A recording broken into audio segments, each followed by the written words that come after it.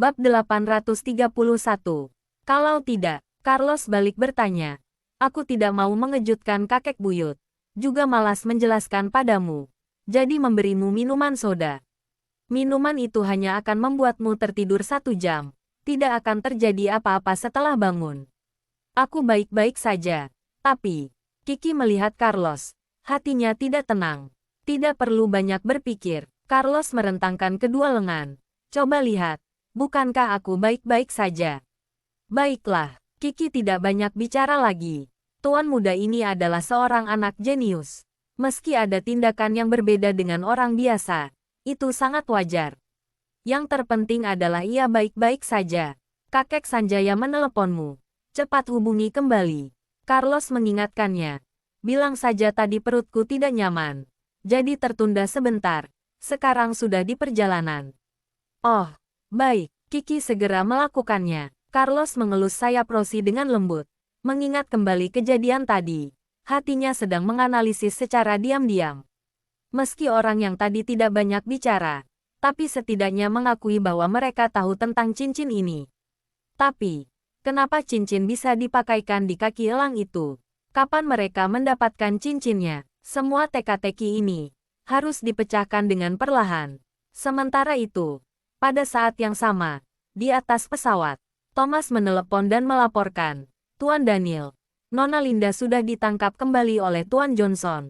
Sekarang Tuan Johnson bersiap untuk membawanya ke negara Emron untuk meminta maaf pada keluarga Moore. Ya, Daniel berkata dengan datar, selama beberapa waktu ini, kamu bertanggung jawab menghentikan orang-orang keluarga Moore menyelidiki masalah Tracy Smith. Selain itu, awasi Windy. Mengerti. Anda tenang saja. Saat hendak menutup telepon, tiba-tiba Daniel teringat sesuatu. Segera berkata, tunggu sebentar. Masih ada lagi, tanya Thomas. Kamu utus orang. Selidiki apa Denny masih ada atau tidak. Baik, setelah menutup telepon, Ryan bertanya dengan tidak tenang. Tuan Daniel, Anda curiga orang keluarga Moore menangkap Denny? Mungkin saja. Daniel mengerutkan kening dengan erat. Tracy yang sekarang jauh lebih cerdas dari aku bayangkan. Kalau tidak bisa menemukan Windy dan Belinda, juga tidak bisa menyelidiki masalah pernikahanku dulu, dia pasti akan mulai bertindak dari Denny. Denny menutupinya dengan cukup baik, kata Ryan. Di depan Nona Tracy, dia tidak mengungkit bahwa dia mengenalnya. Belum tentu harus mengakuinya sendiri. Daniel menganalisis. Saat pertama kali bertemu dengannya, Denny bertingkah tidak seperti biasanya. Kemudian saat Windy muncul, dia mengatakan beberapa hal dengan tidak sengaja. Itu membuktikan bahwa dia tahu banyak rahasia. Baiklah, Ryan sedikit cemas. Kalau begitu, kita baru memikirkan hal ini sekarang. Apa sudah terlambat? Daniel tidak bicara, hanya memutar-mutar cincin kawin di jarinya dengan lembut. Dengan sangat cepat, Thomas menelepon, Tuan Daniel. Denny sudah ditangkap. Ternyata, raut wajah Ryan berubah drastis. Sekarang harus bagaimana? Semoga dia bisa bertahan. Daniel menghela napas. Dia benar-benar salah perhitungan. Bagaimana bisa melalaikan masalah yang begitu penting? Nona Tracy terlalu hebat. Ryan menghela napas. Takutnya masalah ini sudah tidak bisa disembunyikan lagi. 3 hari. Cukup berikan aku waktu 3 hari. Setelah menemukan tabib Hansen, aku sendiri yang akan kembali dan memberi penjelasan padanya. Daniel mengerutkan kening dengan erat. Semoga Denny bisa bertahan 3 hari. Seharusnya bisa. Setidaknya dia seorang pria sejati. Tidak akan bisa dipaksa mengaku oleh beberapa wanita. Ryan membujuk. Itu belum tentu. Tiba-tiba Thomas mematahkan semangat. Metode keluarga Moore dalam menginterogasi dan menyiksa sangat hebat. Kalau kamu tidak bicara, tidak ada yang menganggapmu. Bisu, kata Ryan dengan kesal. Tidak, tiba-tiba Daniel teringat pada sebuah masalah penting. Bukankah dia sudah kembali ke negara Emron? Bagaimana menginterogasi Denny? Mungkinkah menyuruh bawahannya yang menginterogasi? Tanya Ryan. Segera selidiki. Apa Tracy sudah mendarat di negara Emron? Daniel menginstruksikan Thomas dengan tergesa-gesa. Baik. Bab 832. Kali ini, benar-benar bertemu lawan. Ryan menghela napas. Biasanya Daniel selalu sangat cermat dalam menyusun strategi, tidak pernah bertemu lawan dalam dunia bisnis. Tapi kali ini, dia salah perhitungan. Dia dan Lorenzo belum pernah benar-benar berhadapan. Tapi menghadapi Tracy yang dilatih oleh Lorenzo, pertarungan belum dimulai. Tapi Daniel sudah dipukul sampai terus mundur. Kalau kelak benar-benar bertarung dengan Lorenzo Moore, situasi berbahaya seperti apa yang akan dihadapi? Mereka tidak berani membayangkannya. Tiba-tiba, Daniel merasakan kecemasan yang belum pernah terjadi sebelumnya. Alasan utamanya adalah, Nona Tracy adalah kelemahan Anda. Ryan mengatakan poin penting. Dalam menghadapi siapapun, Anda bisa bersikap rasional dan tegas, tapi berbeda pada Nona Tracy. Daniel terdiam. Tentu saja dia tahu hal ini. Justru karena seperti itu, barulah dulu Tuan Besar bersikeras mau mengantar Tracy pergi. Tuan Besar yakin bahwa begitu Tracy dimanfaatkan oleh grup Moore untuk menghadapi keluarga Wollens, maka keluarga Wollens akan berada dalam bahaya. Sayangnya, meski Tuan Besar sangat waspada, tapi ia tetap tidak bisa menghentikannya, malah menyebabkan terjadinya insiden yang tak terduga ini. Kalau dulu tidak mengantar Tracy pergi, mungkin masalah tidak akan berubah menjadi seperti ini. Meski orang-orang keluarga Moore tahu identitas Tracy dan kembali mencarinya, sebagai menantu keluarga Wollens, Tracy juga tidak mungkin membantu keluarga Moore untuk menghadapi keluarga Wollens tanpa alasan. Sedangkan sekarang, satu langkah salah, masalah selanjutnya menjadi berantakan. Dulu keluarga Wollens begitu otoriter, malah menyebabkan tragedi. Tracy yang kehilangan ingatan, benar-benar berubah menjadi orang lain. Meski kelak mendapatkan ingatan kembali, mungkin dia hanya memiliki kebencian yang mendalam terhadap keluarga Wollens. Hanya berdasarkan cinta dan kasih sayang terhadap anak-anak pada saat ini, bisakah mengalahkan dendam-dendam itu? Daniel sama sekali tidak percaya diri. Masalah dulu, bukan salah Anda. Ryan terus membujuk. Anda terus melindungi Nona Tracy. Ini permainan takdir. Tidak, itu salahku. Daniel menyalahkan diri sendiri sambil tersenyum pahit. Aku tidak cukup tegas. Aku ragu-ragu. Terlalu banyak pertimbangan. Dalam situasi seperti itu, Anda juga tidak berdaya. Ryan segera berkata, Anda melakukannya demi menyelamatkannya. Kalau aku berusaha mati-matian, menghadapi segala hal bersamanya, tragedi seperti ini tidak akan pernah terjadi. Daniel sangat menyesal. Aku terlalu percaya diri. Mengira bisa mengendalikan segalanya. Yang terpenting adalah orang yang menyerang Nona Tracy secara diam-diam saat itu. Ryan sangat kesal. Kalau bukan karena dia, masalah tidak akan menjadi seperti ini. Benar, aku harus mencari tahu pembunuh di balik layar yang mencelakai Tracy dan membunuh Bibi Juni di Thailand. Memberinya sebuah penjelasan. Daniel mengerutkan kening dengan erat. Meski aku tahu, kemungkinan besar orang itu adalah Devina dan Linda. Tapi sekarang tidak ada bukti.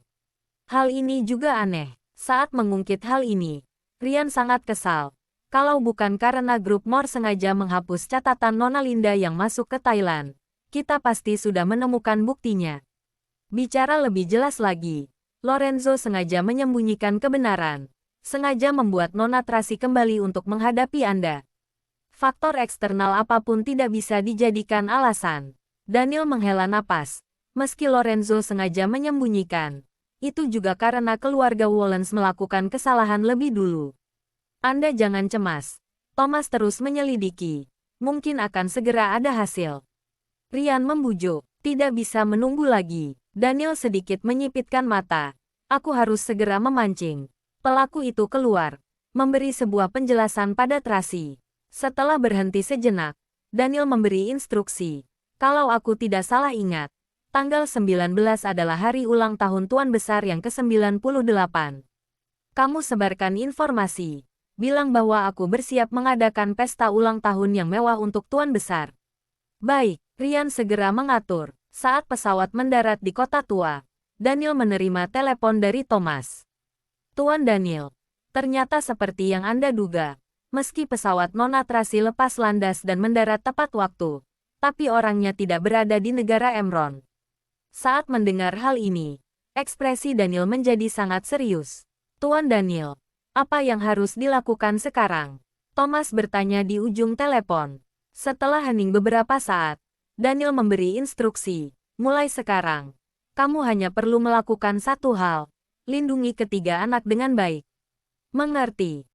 Bab 833. Restoran Kastel Dongeng. Meski terlambat setengah jam, tapi Carlos tetap datang dan berkumpul dengan Tuan Besar. Saat melihatnya, Charles dan Carla segera menghampiri. Kak Carlos, kamu baik-baik saja kan? Apa yang bisa terjadi padaku? Carlos sangat tenang. Kakek Sanjaya bilang kakak diare.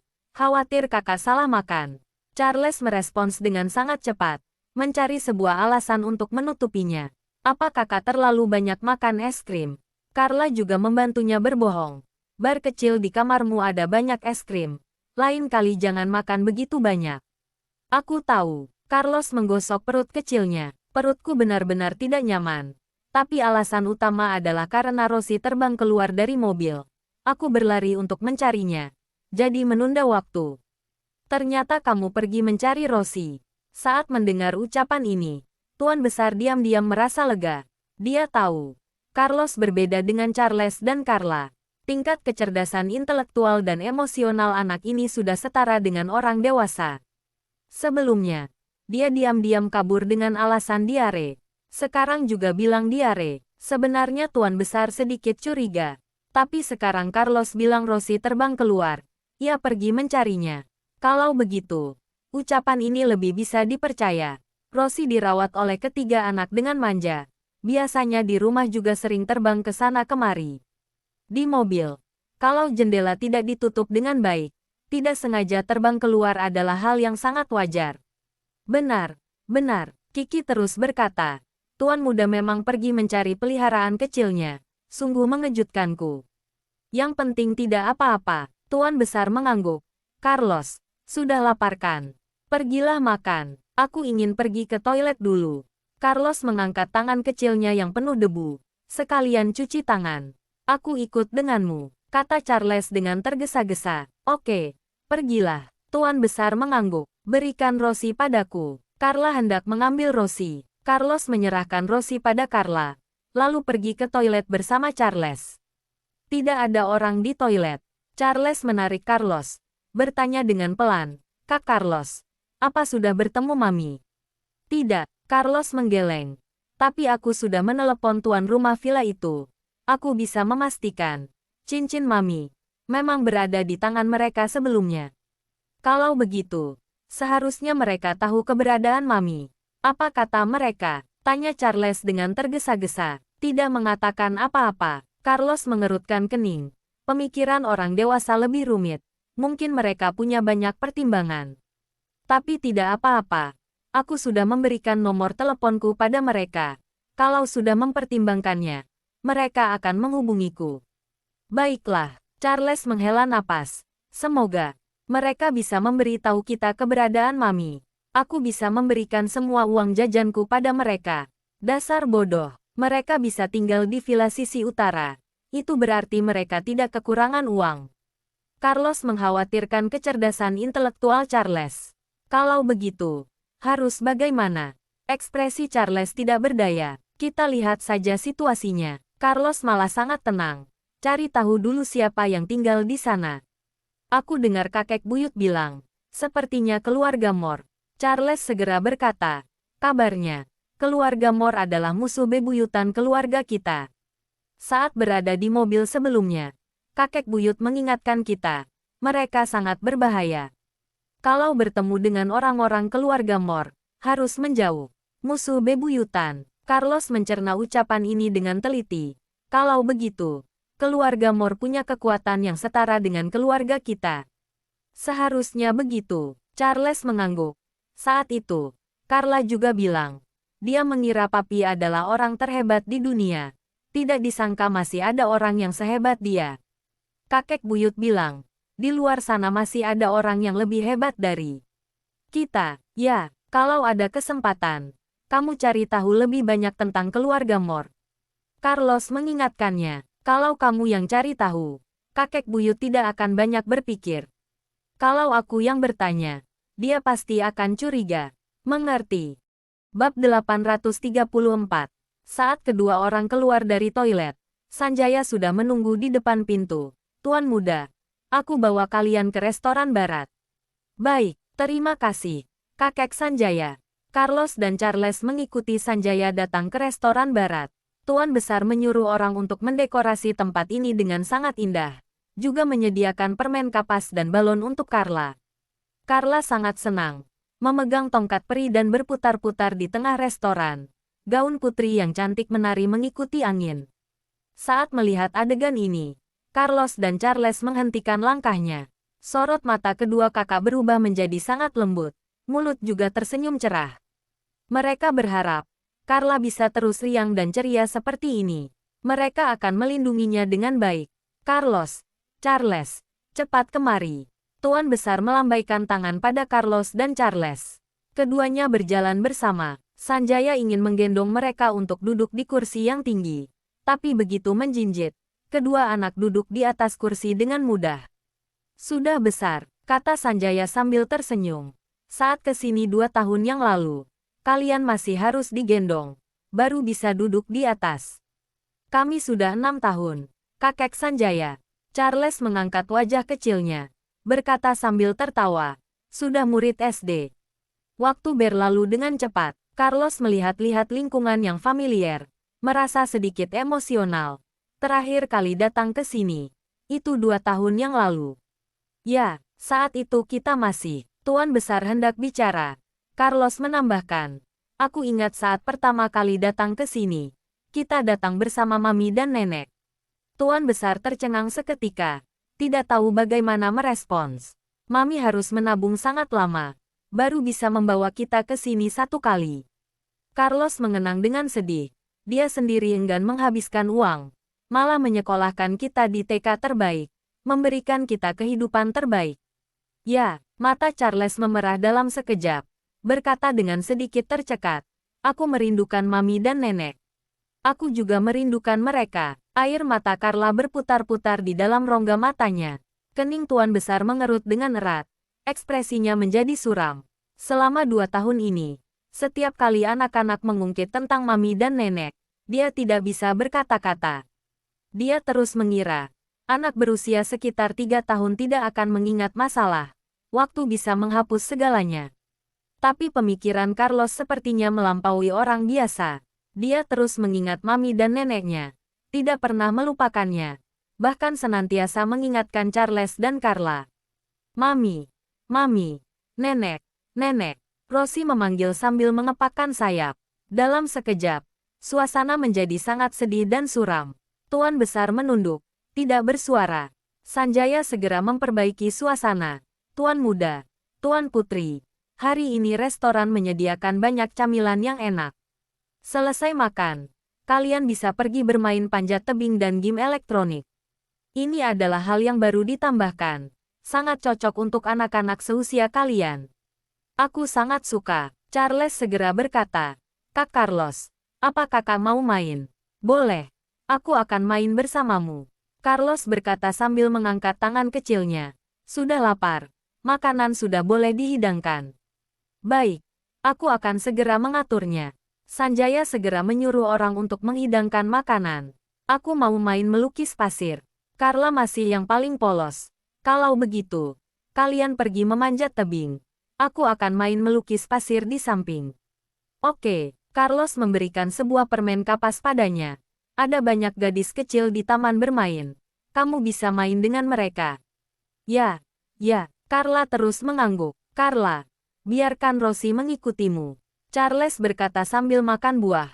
Kalau tidak, ia akan mengganggu kami. Oke, ketiga anak makan sambil mengobrol. Suasana menjadi santai kembali. Ekspresi tuan besar sudah menjadi lebih baik, tapi dia tetap merasa sedikit bersalah dalam hati. Sebenarnya selama 2 tahun ini, dia terus berpikir, apakah keputusannya saat itu salah? Kalau saat itu dia tidak begitu bersikeras, mungkin cucu dan cicitnya akan lebih bahagia sekarang. Hubungan mereka dengannya juga akan lebih baik. Bab 835. Kakek Buyut. Makan sayap ayam. Carla mengambilkan sebuah sayap ayam untuk tuan besar. Terima kasih. Tuan besar mengelus kepala kecil Carla dengan lembut. Kakek buyut, cuaca semakin panas akhir-akhir ini. Kakek buyut tidak perlu terus menemani kami. Kalau lelah, istirahatlah di rumah. Biarkan Kak Kiki dan Kak Andi yang menjemput kami saja. Charles mengambilkan sepotong salad buah untuk Tuan Besar. Benar, ada begitu banyak orang yang berjaga di rumah. Kakek buyut tidak perlu melakukan segalanya sendiri. Itu terlalu lelah. Kata Carlos dengan penuh pengertian. Kalau melihat kalian, kakek buyut sangat senang. Kakek buyut juga sangat gembira karena bisa lebih banyak menemani kalian. Tuan Besar mengelus kepala kecil Carlos. Baiklah, Carlos tersenyum terus makan. Cepat makan. Selesai makan, kakek buyut akan menemani kalian pergi ke taman bermain. Tuan Besar tidak makan banyak. Ia hanya terus melihat anak-anak makan. Dengan sangat cepat, anak-anak sudah selesai makan malam. Sekelompok orang menemani mereka pergi ke taman bermain. Sifat Carla lincah dan ceria. Dengan sangat cepat sudah berbaur dengan beberapa anak asing. Bermain melukis pasir bersama. Carlos dan Charles mulai bersiap bermain panjat tebing. Biasanya Charles selalu berada di belakang Carlos. Hari ini dengan tidak mudah bisa menggunakan keahliannya untuk bersaing dengan Carlos. Ia terlihat sedikit bersemangat. Memakai sepatu sambil sedikit pamer pada Tuan Besar. Berkata bahwa dia sama sekali tidak takut bermain panjat tebing. Juga bisa naik ke puncak dalam waktu 10 detik. Tuan Besar tertawa keras, menepuk kepala kecilnya, berpesan padanya untuk berhati-hati. Di samping, Carlos mengenakan peralatan dengan serius, sepertinya sedang memikirkan sesuatu. Dengan sangat cepat, kedua anak sudah selesai mengenakan peralatan, mulai memanjat tebing. Charles seperti seekor kera cilik, memanjat dengan sangat lincah, tiba di tengah tebing dengan sangat cepat. Dia merasa menang dengan cara seperti ini tidak menyenangkan, maka berhenti untuk menunggu Carlos, bahkan sengaja memprovokasi. Kak Carlos, jangan buru-buru, pelan-pelan saja, aku akan menunggumu. Carlos mendongak dan meliriknya, lalu terus memanjat ke atas. Sejak kecil, Carlos memiliki tingkat kecerdasan intelektual dan emosional yang melampaui orang normal, tapi kekuatan fisiknya tidak sebaik Charles. Meski hanya panjat tebing yang begitu sederhana, tapi itu sedikit sulit baginya. Alasan mengapa hari ini dia bisa berinisiatif untuk bersaing dengan Charles dalam panjat tebing, hanyalah untuk melatih diri sendiri. Yang lebih penting adalah, pintu dan jendela di villa sisi utara terkunci. Dia sudah pernah mengamatinya. Kalau ingin menerobos masuk, maka harus memanjat sampai ke atap dulu, lalu masuk melalui jendela kayu di loteng. Carlos, pelan-pelan, jangan buru-buru. Tuan Besar mendongak. Saat melihat Carlos memanjat dengan begitu kesusahan, dia merasa sedikit cemas. Sejak kecil hingga besar, kekuatan fisik Carlos tidak begitu baik, apalagi melakukan olahraga yang berbahaya. Sekarang baru memanjat sekitar 6-7 meter. Kedua kaki Carlos sudah sedikit gemetar. Meski dia berusaha memanjat dengan gigih, tapi ada beberapa kali kakinya terpeleset, hampir terjatuh. Kalian cepat pergi berjaga. Jangan sampai terjadi apa-apa pada anak-anak. Sanjaya berteriak. Baik, dua pengawal berjaga di bawah, melihat Carlos dengan waspada. Aku tidak selemah itu. Carlos bergumam dengan tidak senang, mendongak dan melihat Charles, menggertakkan gigi, terus memanjat ke atas. Tuan Besar melihatnya sampai telapak tangannya berkeringat. Khawatir Carlos akan terjatuh, tanpa sadar menjalankan kursi rodanya ke depan. Saat ini, Carlos menginjak sebuah batu biru. Kakinya tergelincir, langsung terjatuh. Dia terkejut dan berteriak keras. Ah, Carlos! Tuan Besar terkejut, memajukan tubuh ke depan tanpa sadar, mengulurkan tangan untuk menangkap Carlos, tapi dia sendiri malah terjatuh dari kursi roda, lalu terjatuh dari tangga. Tuan Besar, Sanjaya bergegas. Kakek buyut, Charles tercengang dan berteriak. Carlos membuka mata, menemukan dirinya tergantung di udara dengan tali pengaman. Saat melihat ke bawah, kakek buyut sudah terjatuh ke lantai, sudah tidak sadarkan diri. Dia tertegun seketika, hatinya seolah-olah robek.